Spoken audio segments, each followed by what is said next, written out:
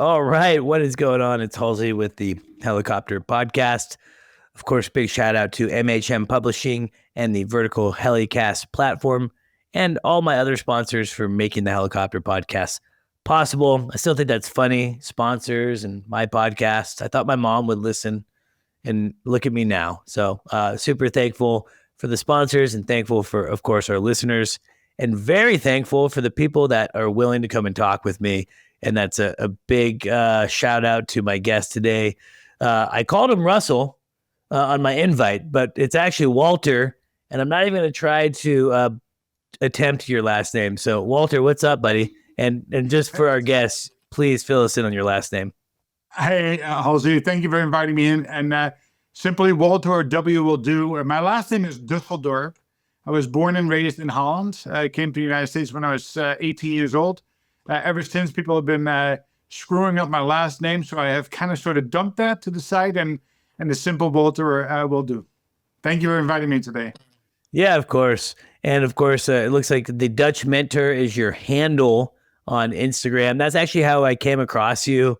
One of the things that I do for the podcast and finding guests is going on Instagram or Facebook and trying to source and find fun content of people doing cool things with helicopters. And I came across your profile. You have actually quite a bit of a following too, which is pretty cool. Was that something that you expected when you started doing social media, or has this just been kind of this crazy thing that has happened?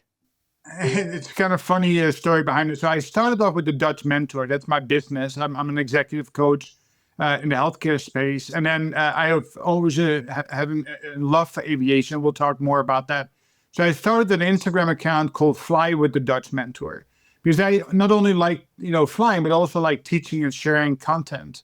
So that's when I started it. And no, I did not have the intention on going viral. But as I started sharing clips, it just all of a sudden exploded. And right now I'm at just over 94,000 followers. It seems to be growing by 200, 300, 400 per day. And I kind of find a mix of things to post on the channel. That is bold, excellent investigations, asking good questions, giving educational material. Sometimes there's fun things. And it seems to be gaining some traction. And I hope that some people will get some value out of it. The goal was always, and it was shared with me a long time ago, add value, provide quality, and be consistent.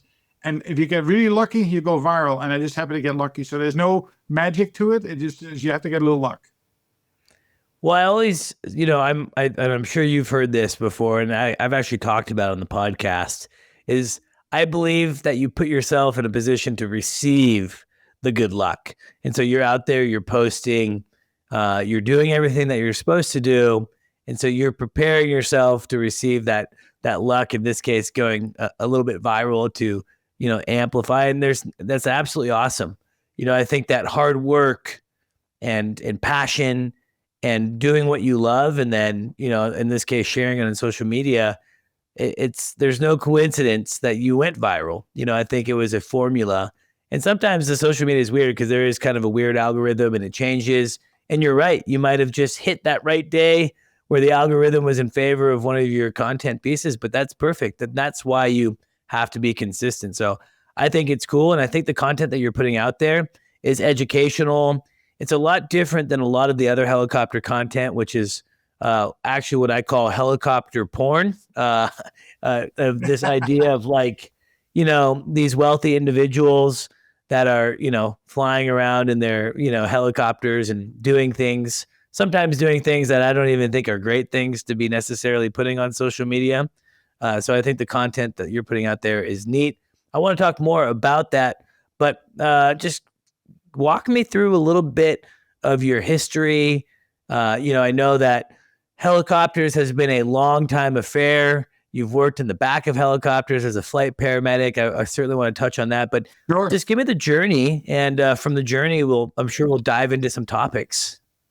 Sure, absolutely. Well, listen, honestly, it all started as a 6-year-old chasing ambulances back in Holland. Whenever you heard the sirens coming from afar, I chased them to see them fly by from police cars on the highway. So I always had that itch to be in emergency services. When I came to the United States, when I was 18 years old, I had the opportunity to go to the local fire department, and then decided shortly thereafter to become a paramedic. And really, that's where the journey started, being exposed to helicopters very early on through air methods or Rocky Mountain helicopters. We would do scene work, and they would come flying in and picking up the most critical patients. And that's really when I said, listen, I always loved aviation. How can I do that as well? The problem is, of course, as a young man making $30,000 a year, there's no future in helicopters because it's too costly. And it was all mostly military personnel at that point in time. So I put it on the back burner, but I never forgot about it. And as I continued in my paramedic career, I had a great opportunity in 2005 to join STAT Flight, which was out of Westchester Medical Center, part of Rocky Mountain Helicopters, and then since have been taken over by Air Methods. As a flight paramedic, I did that for about 5 years, flew probably about 750 to 1,000 hours altogether. And really fell in love with the helicopter, not only seeing it, but also, the aviation, navigation, the communication piece of it. Still couldn't afford it, but I did get my fixed wing license because that was still affordable after 2011. And because of that, the itch was there. Now I just needed the funding. And it's not until I became an executive and I had more fortune and some cash on the side that I was able to dive into it. And we can talk more about that on how to start your journey, because I think many of us dream about the journey, but have a very difficult time finding a way to actually do it and finance it. But yeah, I've been fortunate that I never lost track of my dream, and I'm on my journey now to become a CFII by the end of the year, I hope. Yeah, it's awesome. We talk a lot about this idea. In fact, on a recent episode with a guy named Colin Lawrence. He didn't start his aviation career until he was 28 years old, and he actually ended up going through the Guard, loved flying Guard helicopters so much that he bought his own R-44 so he could fly more. And it really was interesting to me because what I've found is that I have two guests on my show. I have the guys or gals that are like me, that helicopters were something they were going to do come hell or high water. And in my case, I just took out a fat student loan. I had a grandma that co-signed for me, and I was able to start essentially 18, 19 years old. But then there's a lot of other people, which I almost kind of prefer. This maybe would have been my route, where they live a full life. They have careers. They do all these things, and they don't let that desire kind of burn out. I'm sure there's a lot of people, sadly, that kind of the flame burns out or life gets too busy and they never do it. But I hear from a ton of people all the time, like, hey, because of your podcasts, and I got inspired by this person that started late in life. And you know what? I'm taking control of my life. So, I think it's really a neat part of my podcast is hearing stories like that. And I think talking with guys like you helps inspire, people to not give up on their dream, because look, you got one life to live. You might as well, live it how you want. Sure. I do want to talk a little bit about your air medical experience. Obviously, you're riding the back of helicopters. I flew air medical. I was in the front of the helicopter, and I worked for a company that was really pushing this idea of crew resource management. Sometimes we would kind of laugh like it's the kumbaya, like let's all hold hands and be best friends. But it wasn't necessarily like that. I mean, the honest truth is that when I came into work, I was working with two other individuals that trusted me with their lives, and they were part of my crew. They were looking outside when I asked them to look outside. They were clearing my skids. They were clearing my turns. We were doing our challenge and response checklist before every takeoff and every landing. They were essential to the safe operation, and using them as crew was beneficial for the overall safety.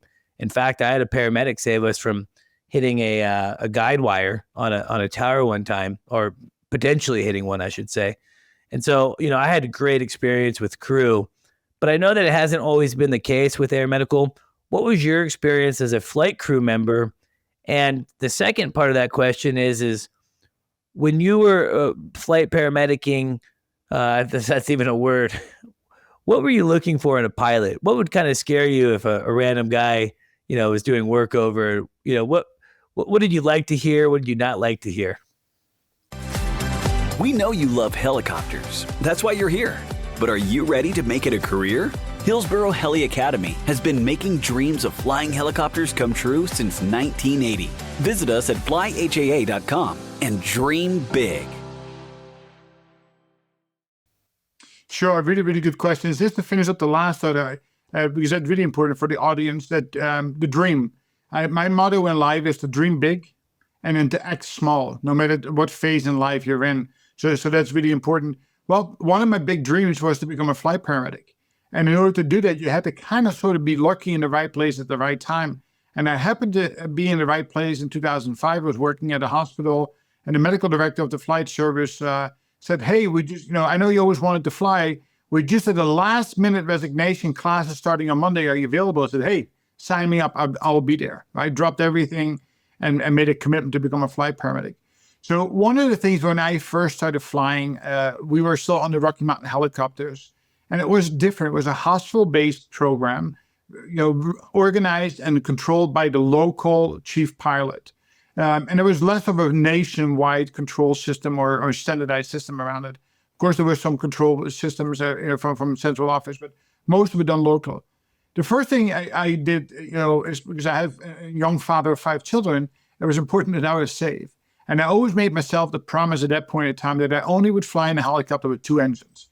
If one fails, I got one left over. So I was fortunate back then to fly the BK-117, which was a very reliable platform. And of course, many of these platforms have changed out now to EC-135s or 145s, but there were quite a few A-stars in between. And so I phased out before that came in. So that was the first thing. 2 engines was important to me. The second thing was important to me is that who's flying me? Now, most of the guys were all Vietnam Air pilots, and these were people with 10, 15,000 hours of helicopter time, and obviously flying in combat, not just flying local fun missions.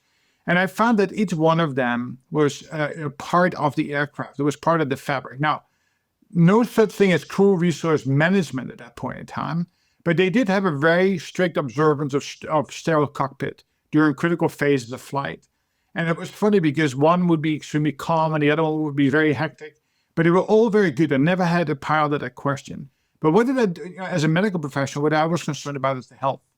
Now, we had a couple of guys who were in their 70s or, approaching late 70s, and they were still phenomenal pilots. As you know, in helicopter commercial, you don't age out like you do in fixed wing, right?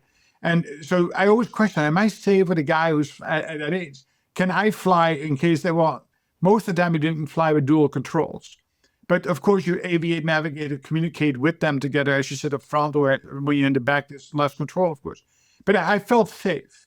Later on, when we switched over to Air Methods, which is the national company, they had standard work practice in place for both the clinical personnel and the flight crew that was much stricter, at least from what we could see.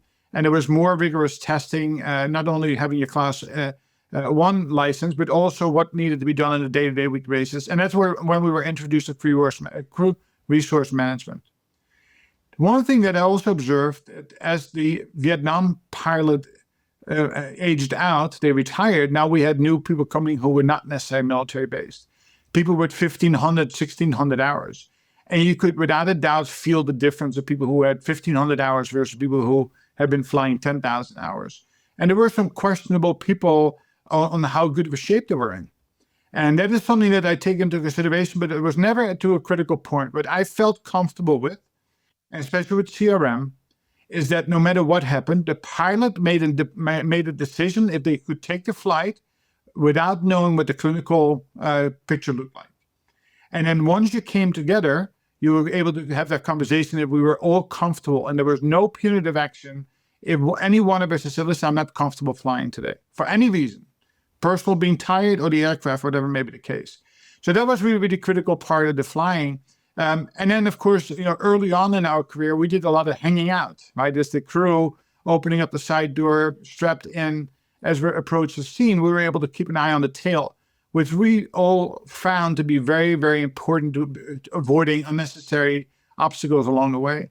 And that disappeared over time. And I find that even today, the risk benefit of looking at the tail versus just having the pilot lend, it is a trade-off. But I think that every flight crew that experienced it will tell you even today, they miss that a lot. But I had a great time. We had only one near miss. We had several times an engine problem with that car that gave us some metal detection. But otherwise, I can tell you that we had a flawless flight, and I really enjoyed my career. Yeah, it's awesome. I kind of go both ways. I don't want to be a contrarian to some of your points, but I do think that sometimes over-experience, like the Vietnam guys, specifically in a mission-critical job like flying air medical, it was almost like secondary nature instinct to those former guys or gals that they had to get the mission done at at all costs, right? Very mission-oriented and so competent pilots with such high time that I think you could actually maybe even argue that sometimes they were over-experienced, right? I think there's probably that area where it's like you have a new pilot, which can be dangerous. And then you have like a middle range, which is probably like your safest pilot. And then I think at some point, again, it can start to get a little bit dangerous. I actually know for a fact that, I've flown with some very, very high time guys that did kind of scare me a little bit because they were just, it was almost like getting in the helicopter was just so routine that it was just, they just took a different mindset, no checklist usage. They weren't clearing turns, They were nonchalant. Yeah, very nonchalant. So I'm glad to hear that you had that good experience. I unfortunately kind of came along at a time where most of the Vietnam guys, for the most part, were aged out. So I didn't really get an opportunity to fly in a professional sense with any of those guys. I did actually get all of my certificates except one from a military guy or former Vietnam guy. His name is Mark Holstat, and he was an incredible man. He flew in Vietnam, and then he ended up flying, I think, 29 or 30 years at Life Flight Network up here in Oregon. I mean, he was with Life Flight Network probably when they're a one helicopter operation, and now they're 60 plus. And he was such an amazing person, first and foremost, just as a human, a great human, but also a very accomplished aviator. And everything that I just said about being overexperienced and potentially being dangerous, he was none of that. He had thousands upon thousands of hours, and he was so diligent, and he was so passionate about, safety and checklist usage and not becoming complacent. So I did have a really positive, experience, and I'm glad to hear that you had the same. What were some of the kind of the near misses that you talked about? So the near misses, and I just want to add one thing to that, is that I never flew with an IFR helicopter service, which I find that to be exceptionally dangerous, especially in EMS. Maybe on fixed wing, that's fine, but a helicopter that is, too many incidents nationwide. And using the MVGs, when I came in, they were just phasing that into the service. And I never experienced, I don't know if that was a positive or a negative, but so the near misses were all related to unseen objects. Right? Positive. Yeah, positive. That's good. I'm happy to hear that. Big time. So I think that the key thing, two things, is the near misses about wires. Was landing zones set up by fire departments that were too tight, and they would have wires too nearby. And then the biggest one was flying objects. Right, they would come into the scene. They set up the cones, and the cones were not strapped down, or they would have a tarp or something nearby, or a lot of garbage. And they underestimate the power, right? The 100+ mile an hour winds that you generate upon landing. And as you know, that vortex has a circular pattern to it. Whatever you throw up needs to come back down. And and we have had several times you came close, 50 feet off the ground, and you saw things coming up, where we quickly exited out of that, before we got into trouble. Near misses, several of them. Now, I flew one time in a BK-117. We hit a goose right at the feet of the pilot. It caused some damage to the aircraft. One of our flight crews for Air Methods or LifeNet of New York had a goose come straight. Actually, it was a hawk coming straight through the window. And I'll give it to the pilot. That unbelievable. The picture's online if anybody wants to go see it. He actually safely landed the aircraft with no further injuries, with nothing else but a face full of blood. So that wear a helmet, wear your screen, and aviate, navigate, communicate. And he did that, and he brought 3 souls back to the earth without crashing it. So that's kudos to that pilot. Yeah, incredible. In fact, I was just with my friend. I think he's probably made this a public story, but just in case, I won't mention his name. But he had a bird strike in a Jet Ranger, and he was telling me about it, showing me the pictures, similar to what you were just saying. The bird came right through the windshield as he's flying over the top Charlie airspace and in a busy Texas airspace. Sees the hawk last second. Before you know it, the thing is in his lap. He's getting hit with air. Yeah. At first he's like, I'm dead. And then he realizes, oh, I'm not dead, but I'm still, oh God, I'm flying. What do I do? And exactly, he aviated. He made a communication. The tower was maybe a little nonchalant, I guess, was kind of like, okay, make a left turn and enter this down. And he's like, I'm just landing. No. I have a face full of dead bird. I'm partially in shock. I'm just going to land the helicopter right there. And that's what he did. He declared his emergency. Yeah. And, he landed. He actually just cut the fuel cut off. Didn't do any shutdown or anything. Just stopped the rotors. And he said that he just sat there for like 10 minutes, like counting his blessings, waiting for the fire department. Took a long time, but he was just like, he was in such a daze. And yeah, looking at the pictures, bird strikes, it's not something that we've talked a lot about on the show. And I'm actually kind of thankful that you brought that up. First and foremost, I'm 100% believer of helmets, just like you said. I think that anyone flying a helicopter, no matter the mission that you're flying, you should consider wearing a helmet with a visor. And I used to kind of think it was funny, like, oh, you're flying your little R-22 or your R-44 with this big helmet. You kind of look like a character from Spaceballs. And then I started flying air medical, and you learned about all these bird strikes, like not just a couple, like a lot. And what saved all these guys is that, they weren't knocked out by the bird because they had a face shield on, they had a helmet on. And so, I'm a big proponent of wearing helmets. Helicopters inevitably fly in the bird environment. Recently there was a fatal accident with air evac with birds, and there's some kind of chatter online like, oh, they shouldn't be flying that low at nighttime and this and that. Well, they're descending down to land. You have to come down at some point, right? And you're going to be in that bird environment, and at nighttime you can't see and avoid. And unfortunately, in that circumstance, I think it hit the pitch links, and they lost control of the aircraft. So the bird struck really a bad place. So just, unfortunate. I had one bird strike. I've had 2 in a car and 1 in a helicopter. And the helicopter was a little Sparrow coming out of the Grand Canyon. It was just real loud. Didn't come through. Was a little bit like, whoa. But yeah, that's crazy. Well, I'm glad to hear that you had a good, experience flying air medical. Did you say that you have 5 kids? Yeah, I do. I have 32 is the oldest, 28, 24. His birthday today, by the way. Happy birthday, Eric. And then I have a 18-year-old, almost 18, and a 16-year-old. Man, that's crazy. What does your 16 and 18-year-old think that their dad has more followers on Instagram than they do? Well, my daughter, who is actually in Maya Sports Media, she's trying to get viral on her. She's a phenomenal photographer and really does a nice job. And she's a little bit jealous. My son is more studying theology, so I think he cares less about social media. But both my 16-year-old and 24-year-old are very much interested in flying, and my 16-year-old is actually studying to become a pilot as well. So at least the bug was planted, and hopefully they will have fun on their own. That's awesome. So you started with airplanes, worked in the back of helicopters. When did you actually start helicopter training? I started the helicopter training about 2 years ago, approximately. Where are you? So you're at your have you done your commercial and now you're working on your CFI? Where exactly are you at?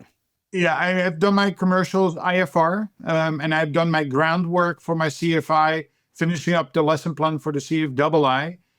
Because I had a medical this month, I could not fly for a month. I'm starting back on Monday, August 5th. I'll do a flight in the morning, a flight in the afternoon. So hopefully over the next 20 hours, I can finish on my CFI and then 20 more hours. I'm not in a rush because I got my enough airplane hours. I was able to get my commercial C and IFR done in 110 hours. Nice. Of course, if you only fly helicopters, that you will have 150, 160 hours. So I still need to get 85 hours to get to my 200 hours of Robinson time in order to be an instructor. So I'm not in a rush to do it. And I would love to utilize my commercial license to get somebody else to pay for me. But in today's world, it is people don't rent helicopters anymore. So all I really could do is pro rata flying with somebody and have them pay part of the bill as we share the cost. But we'll figure that out. I have budget set aside to get to my 200 hours because that's my plan. And I look forward to the journey to finishing it up. Yeah, that's awesome. It's so exciting. And learning how to fly helicopters has been fun. In fact, it seems like you have a book actually called Flight Path Pioneers, a new aviator's handbook that's really kind of geared around training and selecting schools and selecting instructors and then how to effectively be a good student. Where did that whole idea come from and what spurred you to author that handbook? So I have a total of 7 books that I've written over time, and I always find a way. It's important for all of us to give back, right, to pay it forward. So one way of doing that is writing. And I find that, especially in today's world, people's attention span is very short, right? Like X, 143, maybe 246 characters. So my writing style is very to the point. It's short chapters, but meaningful. So I try to add value in everything that I write. And then supported by short stories. So you can literally pick it up and set it down, any of my books at any given time, and pick it up in order to be able to gain experiences, some insight. So I found this one in particular important to write. And I started writing this one in 2014-15 initially. And then I picked it up just recently, mid-year last year, and finished it up. So the reason why I wrote the book is that a lot of people need guidance, right? They need to have they have a dream, but they don't understand you need to take small steps to that big dream. And sometimes you get so infatuated with one, but you don't look at the complete and total picture. So what I'm trying to do is, if you're the high school student at 16 and interested in aviation, you can pick up this book and get guidance on how to go through the entire training program and making the right choices for yourself and asking the right questions all the way from intro flight to the instructor, to the owner, to the aircraft, in order to build a picture of safety, right? On the end of the day, as a pilot, it is my responsibility that I'm safe. I should never leave that into the hand of anybody else. So if people follow the book, the guidance of the book itself, then you should be able to be in a really, really good place. Now, support that with getting people to see what is flying all about. So I have a whole bunch of stories of my personal experiences around flying and the things, both the privilege of flight, but also things that didn't go well, or the learning curve, or the failures along the way. And because you need to keep it real. And then, of course, there are a bunch of contributing stories of other pilots and other experiences that kind of give a fuller picture of what most of us are going through. And so, again, the good thing about the book is that I'm donating 100% of the proceeds to a flight school that I'm at Independent Helicopters. They had an unfortunate incident of a loved one many, many years ago, not anything to do with Independent Helicopters, but they set up a scholarship fund. So any proceeds go to that particular fund to help young aspiring aviators to get a start, either with ground school or flight. And I'm happy to contribute to that. Man, that's so cool. Yeah, I love the mission behind that, allowing others to also be able to benefit. Again, it's called Flight Path Pioneers, a new aviator's handbook. Where can people find it and purchase it? Just go to Amazon.com. You can either find it under Walter Dusseldorp or Flight Path Pioneers. It's, I think, $19.99. And you get your copy in the mail within 3 or 4 days after you order it. That's awesome. Now, one of the things that was always a little bit frustrating for me as, well, actually both sides, from student and instructor. And actually I noticed this recently. I kiteboard, and I'm a mediocre kiteboarder. Part of it is I'm afraid of kiteboarding, so I don't know if I'll ever be so good, because I just have this anxiety about certain things, water being one of them. I'm just not in love with water.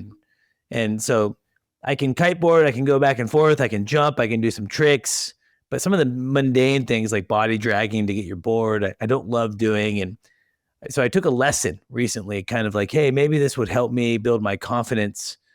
And, during that lesson, I feel like I had maybe an unrealistic expectation of how good I should be on doing some of these very mundane or very beginner skills.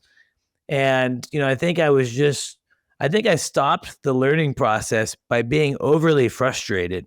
And I was trying to tell myself in my head, like, yo, just chill out, go with the flow, listen to what this guy's saying. And it was like I was getting in my own way. And it really made me reminiscent of teaching helicopters and teaching people how to fly back in the day, where I felt like a lot of my students always had this unrealistic expectation of being better at some stage, having 10 hours and being upset that they can't auto rotate well, or they can't hold a hover that well. It's like, well, of course you can't, you have 10 hours. But it was like they would almost get to a level of such high frustration that it would impede their learning. And I think if you read, the Maslow, the fundamentals of instruction and talking about the hierarchy of learning and everything, I'm sure that's part of it. Like, someone has to be in the right mental space, and there's an ego and this self-esteem and things like that. What are some of you mentioned in your talking there that, in the book, there's experiences, good and bad, that you share. What is some of the learning curves and some of the things that you've experienced and other people that have contributed to the book have experienced that maybe you can share with our audience? Thank you to our sponsor, Vertical Aviation International. With 80 years of service under our belts, the helicopter industry continues to innovate. We're growing with new aircraft and technology coming to the flight line and hangar. The industry's association is changing too. Helicopter Association International, or HAI, is now VAI, Vertical Aviation International. VAI unites the industry and advocates for you. Visit verticalavi.org/benefits to see how joining VAI connects you with your vertical community. Together, let's power up. Yeah, sure. Really good question. So, first place I would say is that it is true that if anybody can learn anything if you do it 15 minutes a day for 120 days straight. For example, I'm actually teaching myself how to play saxophone for a challenge over the next 120 days.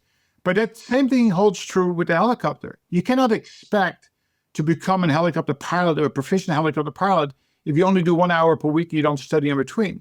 It is what you do on a day-to-day basis, either mentally, even with your eyes closed, dreaming or visualizing, and physically doing it, preparing for the flight, taking the flight. So one of the things that I've done both in my fixed wing career and then the rotor wing is setting realistic key milestones. So I took my introductory flight, which I would highly recommend anybody to do. If you have any type of curiosity, go do a little SFAR 73 training before you go, and then take that introductory flight, because they will let you control they take controls after you depart. Of course, you will not be hovering or doing anything near the ground, but you can see that the flight is a whole lot of fun. And the helicopter is even better than the fixed wing, because you have visuals that you just don't get in a fixed wing, right? You're at a lower altitude, you're sitting in this fishbowl. But I think that as soon as you come back down and you say, I'm going to make this commitment to learning, it is breaking it down to realistic milestones. So for me, I use the simple acronym SMART: specific, measurable, attainable, realistic, and timely. So for example, I set my goal first with my instructor, and I said, listen, I want you to be dead honest with me. By around hour number 10, I need you to look me in the eyes and say, can I do this or not? I've seen too many students who are doing it 50, 60, 100, 150 hours, and they still don't have the basic license. Is because the instructors are lying to them. Because they've taken their money. Listen, if somebody is not capable of doing something competently, then we need to be honest with the student. So for myself, I need to start being honest with myself, right? And it's funny because you say that the hovering, right? You go to the near airfield, you fly there, you start hovering, and you have the pendulum swing taking place. Like, how in the world am I ever going to get this, right? How am I going to control both the hands and 2 feet at the same time? This is just nuts. So hard. And then somebody says, well, stop moving. Yeah, it's like, well, the remedy was stop moving, right? They said, but it took a good 8-9 hours or so to really understand on how the dynamics and how it all came together. And I had that conversation with my CFI as a milestone. How am I doing at hour 10? Do you think that I have it to be able to make it to the training? Yes, you do. And now we're setting the next milestone. So really, really important is to contain your learning into low learning blocks. And by doing that, you have something to look forward to.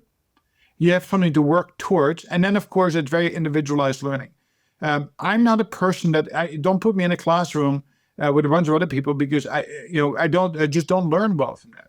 But if you tell me, listen, this is the groundwork that you need to do, I will use every resource available to me in order to be able to learn it from all different points of view and then retain the information.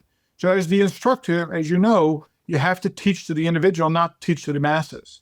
And that is the next thing, right? It is that, but motivating each person is highly independent of the person in front of you. And you as the instructor cannot do it your way. You have to do it their way. And so it is being smart, specific, measurable, attainable, realistic, and timely, having check-ins to keep it real, and then about making forward progress on a day-to-day basis. Now, listen, did I fail along the way? Hell yes. There were times that you were flying and you used left pedal rather than right pedal, and next thing I'm spinning. It's like, what just happened? Well, that's what you have the instructor for, to catch you there. So you learn from the failures that you make, right? We did an auto hover at 8 feet off the ground, and instead of pulling collective slowly, I jerked it or I put it down initially. Well, all these things, like through failure, you learn a lot more. And I think that I have to go back to my fixed wing training. I was departing of runway 26 at Orange County in an old Piper 140. In today's world, almost 80%, I would have never flown that.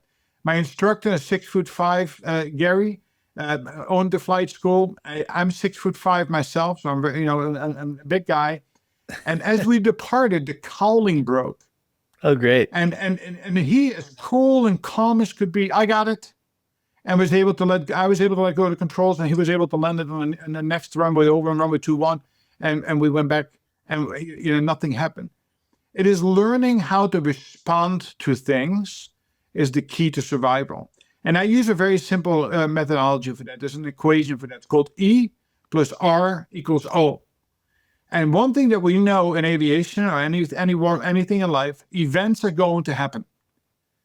And we need to understand that if we are not trained and we have not thought about these things, we tend to react to events.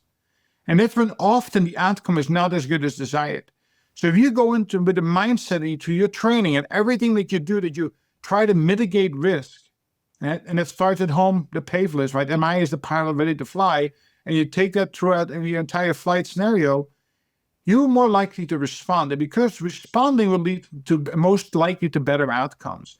And so when you have failures, we call it you fail fast, you fail forward. Right? Don't let the failure stop you from making progress. And that is something, again, the instructor needs to have the ability to speak to the student in order to be able to overcome. Like if you fall off the horse, get right back on it. Right? It is that because if you start losing your confidence in your ability to fly, that's where risk really becomes dangerous, right? So it's a combination of those factors. And I've had I'll give you another example. Again, this is the airplane, but this can certainly happen in the helicopter as well. You check fuel valve right before you take off. Now in the airplane, we often have two fuel valves, a left and a right tank. Well, accidentally, I took it from left tank to right tank, but I left it in neutral position, getting no fuel from either. We went up to the run-up area, And just before departure, the engine went blah, blah, blah, blah, blah. Thank God it was before we took off. But, I'll never make that mistake again. Yeah. Right. And I will never make the mistake of not doing a run up or doing the double check of my instruments before I take off. Right. And those are some of the golden lessons come from our mistakes along the way. 100%. You have to make mistakes in anything, right? I think that's just like, you have to touch the barbecue once, even though your parents told you not to, right? It's like you have to learn. You have to learn by that. But that's also the difficulty about flight training, because there's also a fine line, because sometimes mistakes can equal catastrophic accidents, right? Yeah. Where you could lose your life. You could be seriously injured. Your instructor may live, you may die. I mean, there's little room for error. And I always, I took CFIing very seriously for not being very mature at that time, because I was just a young person, and definitely, I look at parts of my life at that age, 20, 21, 22, 23 years old. And it boggles me that I had the fortitude to be able to teach, and to teach at the high level that I taught. I mean, I was teaching full downs. I was, the assistant chief instructor. I was mentoring instructors. I was teaching CFI training. I was good. I was a good guy at doing all that stuff. And one of the things is, I was very big on making sure that new CFIs understood the magnitude of what they were getting into. And, I think it's hard. It's that fine line of like, well, you want your student to fail because they have to fail to learn, just as you said, but you also need to make sure that they're not failing so much that you're putting yourself or the helicopter or everyone in the helicopter at risk. And that's that fine line. And that's where it gets a little bit interesting, that here in the United States, we're 200-hour instructors, teaching brand new pilots. It's a funny thing. I'm guessing that there's a lot more incidents than I'm aware of, overspeeds and maybe hard landings and other things like that. By and large, I don't think that there's a ton of like fatal accidents. So I think, the process works. I think schools are really good at, crawl, walk, run with new CFIs. You're not teaching 180 autos on your first day per se. So, it's interesting. And I think that's one of the hard parts about teaching. And as you are now becoming an instructor here very soon, has that been something that's been on your mind? And what have you seen from your instructors that you're hoping to kind of be able to emulate, and kind of what's your plan for success and safety as now you enter that next chapter? Yeah, so first, I think it's really, really important to understand the awesome responsibility of flying with a student, and their reliance on you to come back in one piece, right? That's why I think that I'm a pretty good pilot, and I can certainly bring you, go somewhere, come back. But am I today at the competency level where I need to be? And I think that in another 85 hours, I certainly will be much more comfortable than I am today in certainly flying from the left seat versus right seat. So that's one. Number two is, I think that as the student, even as you come in for a pre-flight, it is your responsibility to hold the instructor accountable, hold the company you're flying for accountable, right? I always say, as I come into the parking lot, it's a mess. And if the hangar is a mess and the helicopters look like a mess, well, I'm not going to get into the helicopter, right? So it is really, really important that everything looks right, and that people can speak to, the operations itself. So if I have an instructor that looks sloppy, smells bad, how else are they going to act, right? So it's really, really important that we have a professional appearance to start off with. That does not mean they need to have a uniform and stripe. Yeah, no, I 100% agree on the smell thing. I would tell students all the time, or even my instructors, like, guys, we're in R22. Put some deodorant on, please. Listen, and people are sweating, when they're flying. So and having a difficult conversation with somebody about body odor is difficult for most. But again, it starts all there, I think. And then, so my instructors were very diverse, very different from each other. Both the one I did my basic and then my IFR training and commercial training with. But both were very intuitive and inquisitive. So they showed interest in me as a pilot, but also in flying helicopters. So we did a lot of talking and a lot of, we had fun, but we also, there was good, solid instruction taking place. And people were being held accountable about knowledge and execution to a precision. So I like that. That's the way it should be. It is the instructor that needs to adjust to the teaching and learning style of the student. You cannot go in there as one, treat everybody the same, because that's never going to work out. Now, people will say, listen, is it best to be with one instructor, or are you better off with multiple? So I did for myself, I had one instructor. I always made it a point every 10 to 15 hours I would fly with a chief instructor and a DPE, simply for the fact that I wanted to know what the right standard is. Because remember, the CFI is still learning that as well. And then on occasion, when my CFI was not available, I would fly with somebody else. And again, you always learn something from somebody else. But I think having one flight instructor for your duration, plus a little flavor from time to time as check marks, was the preferred way to go. And I would encourage my students to do that as well, because it keeps the instructor honest and square. But yes, the answer is it's an awesome responsibility. And I want to do that when I feel that I'm confident but not overconfident, right? That I'm able to intercept. And as you go out, as a CFI, hopefully I get some commercial students first to continue to build hours and time. And then you take a step back and taking on new, from introductory flight to people who have zero experience. So you kind of build your way into it, right? It's all about risk mitigation. If you have enough students, you can get people to 300-400 hours for commercial students before you get the new guy or girl. Yeah, I mean, I'm kind of both ways on that, to be honest. I like new CFIs, getting new people and doing the hovering and doing all that, and normal approaches and normal takeoffs. I also like the idea of them flying with someone a little bit more experienced. But you then also have to be careful, because I do believe that sometimes the students that you feel most comfortable with, whether it's because they're a commercial student, they have more experience, Or the most dangerous, or they're just good students, those are the ones that will bite you.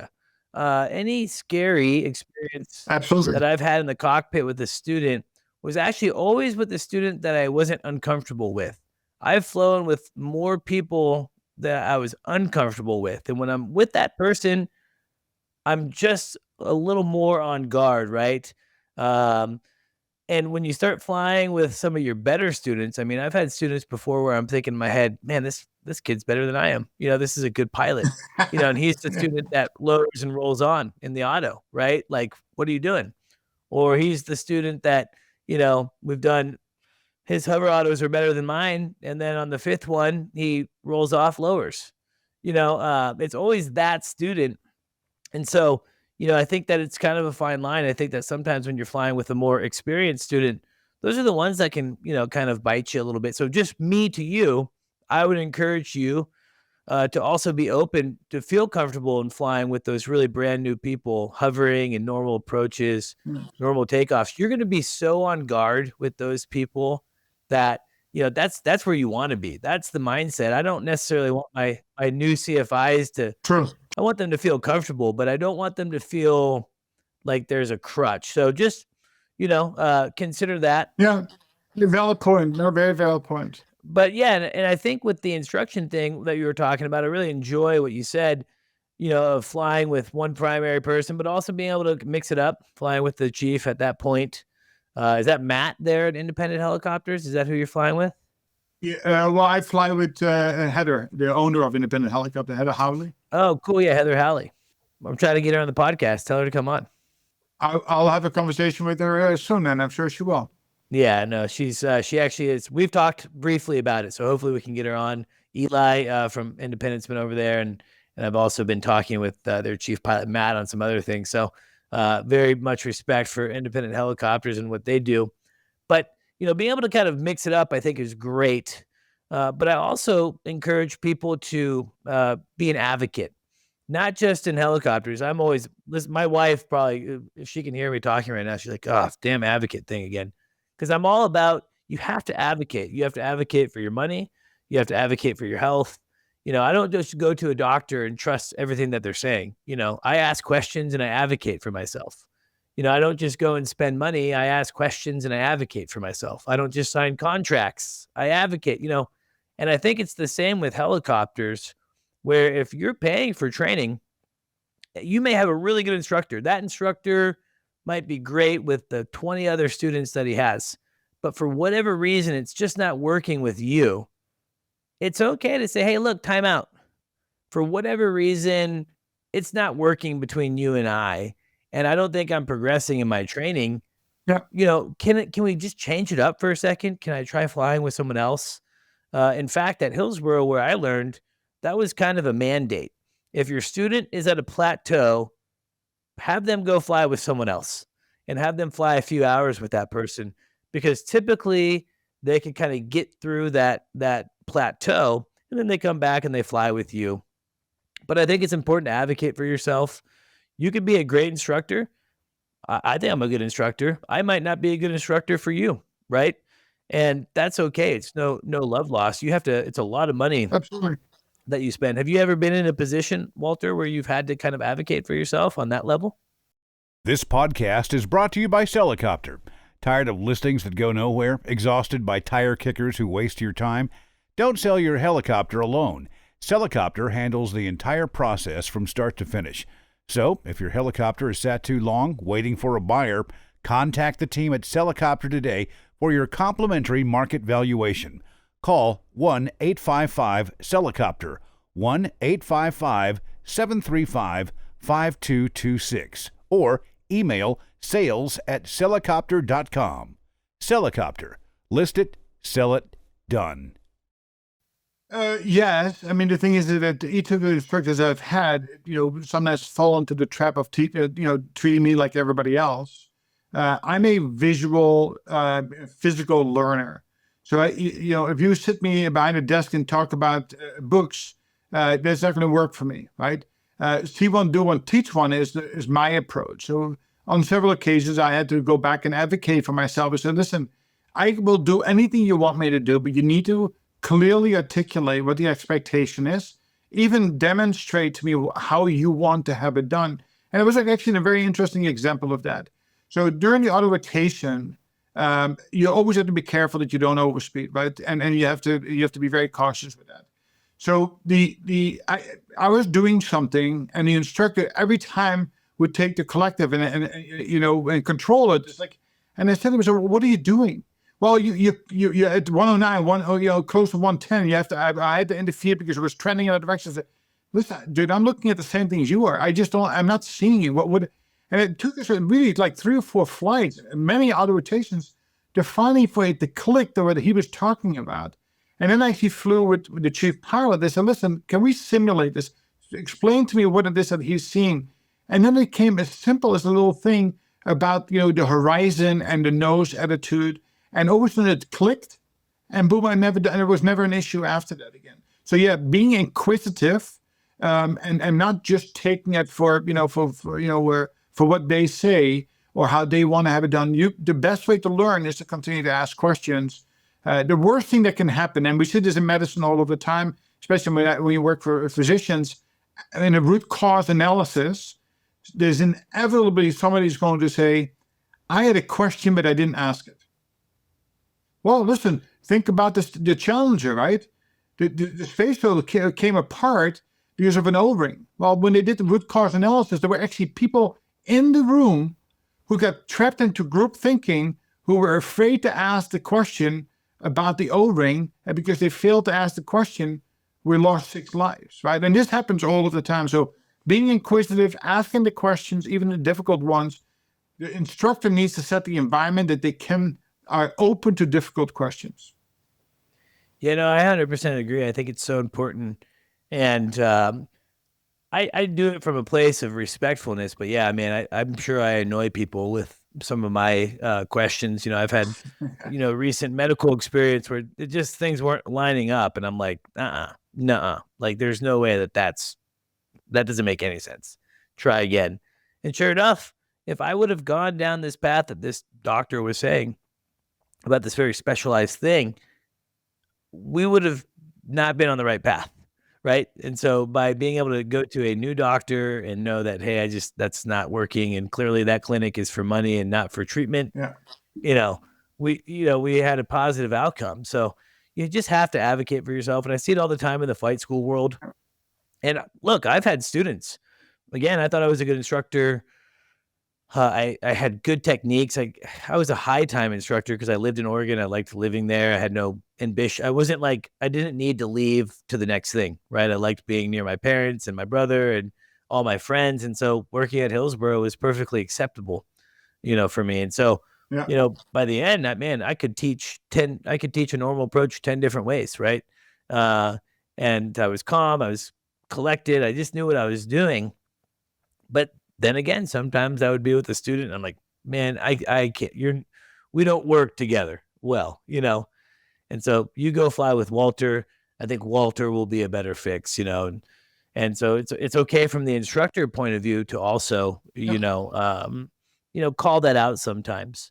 Well, Walter, very exciting, very cool to talk with you again. I love the content that you're putting out there. Flight Path Pioneers, a new aviator's handbook available on Amazon, is about kind of Walter's experience and training, and others as well, and a great tool. I know a lot of my listeners are all about, just about to get into training or currently in training.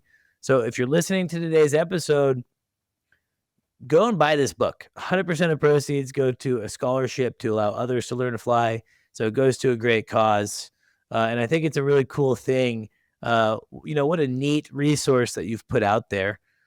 Before we cut loose for today, Walter, anything else that we didn't cover that you were hoping to talk about? No, I think that we covered a lot of topics. I think we could easily talk for another hour, but every good podcast needs to come to an end, I suppose. Again, for me, the big message is this, right? Is that if you need to have a big dream in all phases of life, and if you have a dream in aviation, albeit in fixed wing or rotor wing, go take an introductory flight. Go to your local FBO and try it out. And don't think about the money.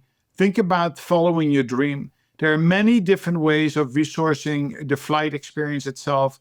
But if you have a dream, you have to take small steps toward that. Buy the book, it gives you some guidance. If not, go to local FBO. There's most of your CFIs have gone where you have been, well, where you are at today, and they'd be more than happy to share with you their pathway and how to get from point A to point B and hopefully become whatever it is that you want to be. Thank you, Halsey, for inviting me onto the podcast. I really, really appreciate it.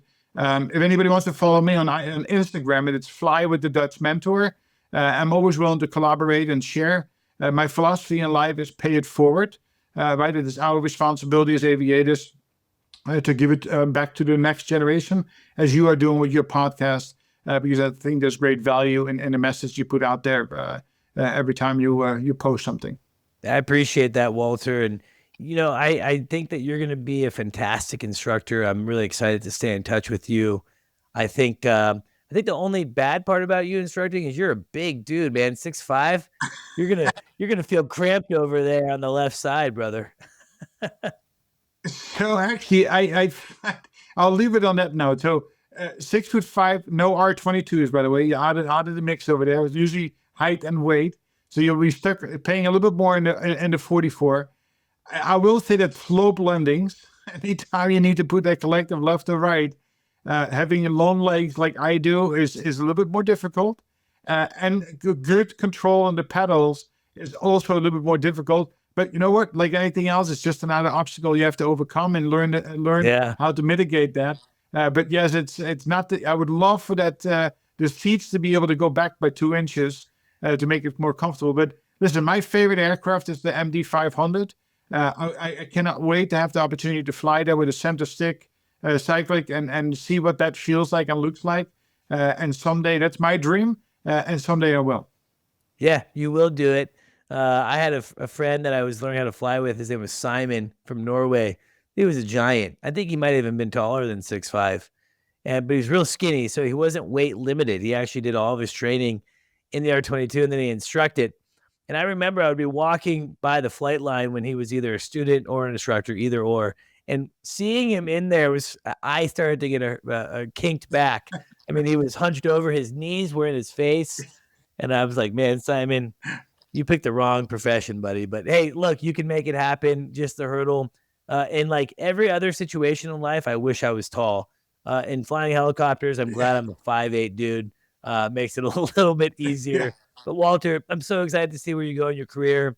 I appreciate the content that you're putting out there because you're not doing it for clout. You're not doing it to become, IG famous. You're about giving back. You're giving That's all it proceeds is. 100% for scholarships. So I just think that you're doing this all right, and you're bringing really cool content and really meaningful and educational content to the helicopter world. So I really appreciate that. To our listeners, again, please go check out the book, purchase it. It's going to support a good cause. And again, thank you for listening to the Helicopter Podcast. Thank you to our sponsors for making the podcast possible. And of course, to MHM Publishing and the Vertical HeliCASTS platform. If you haven't checked out the Vertical MRO podcast, the Real Rescue, or the Hangar Z podcast, then you're completely missing out. My helicopter podcast is just one part of this amazing platform, and we're just so excited to continue to put out awesome content across that. So kudos to MHM for being innovative and bringing helicopter podcasts to the forefront. Walter, thanks, brother. Have a great day. Okay. Aloha. Take care. Thank you. We know you love helicopters. That's why you're here. But are you ready to make it a career? Hillsboro Heli Academy has been making dreams of flying helicopters come true since 1980. Visit us at flyhaa.com and dream big. Thank you to our sponsor, Vertical Aviation International. With 80 years of service under our belts, the helicopter industry continues to innovate. We're growing with new aircraft and technology coming to the flight line and hangar. The industry's association is changing too. Helicopter Association International, or HAI, is now VAI, Vertical Aviation International. VAI unites the industry and advocates for you. Visit verticalavi.org/benefits to see how joining VAI connects you with your vertical community. Together, let's power up. This podcast is brought to you by HeliCASTS.